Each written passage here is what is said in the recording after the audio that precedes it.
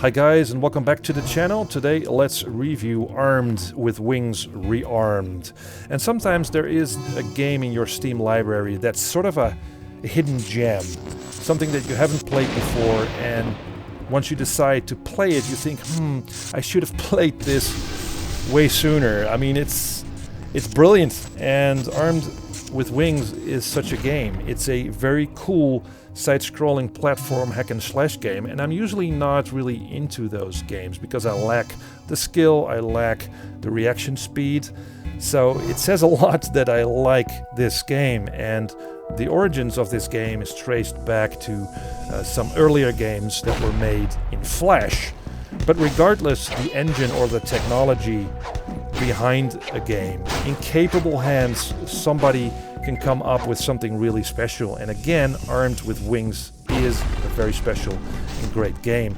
You play this samurai girl doodad on her quest for revenge, and the black and white aesthetic is super stylish to look at.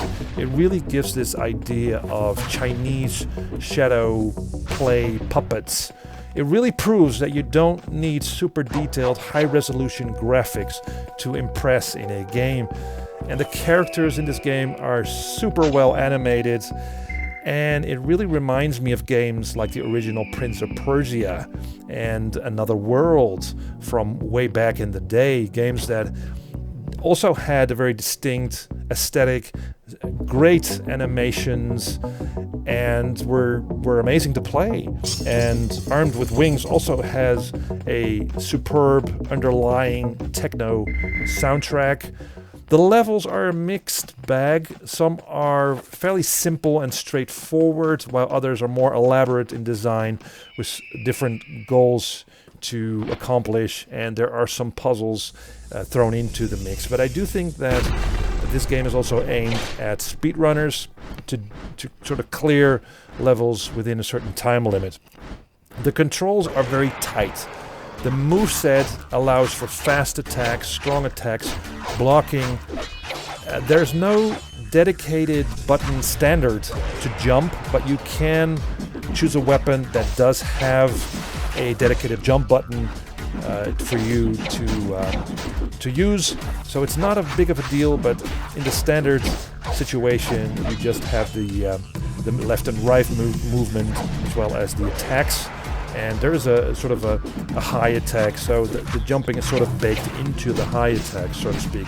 But again, you can select a special that allows you to jump with the X button, so it's not a big deal. You also get to control a bird that you can use to scout out the level or pick up an orb here and there and drop it somewhere else to unlock the next section of the level. The higher the score, the more weapons and special abilities you can unlock, so dying isn't a big deal. You get to keep your points, and every time that sort of adds up to unlocking the next weapon.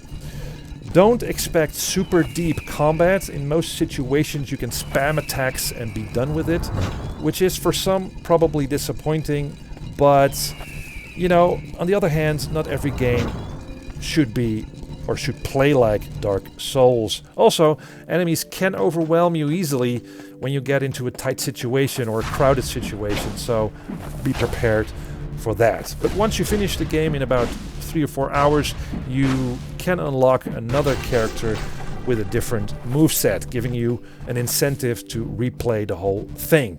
It's definitely worth it. You know, it's not a game that will take you long, so yeah, replay it again. It's no big deal.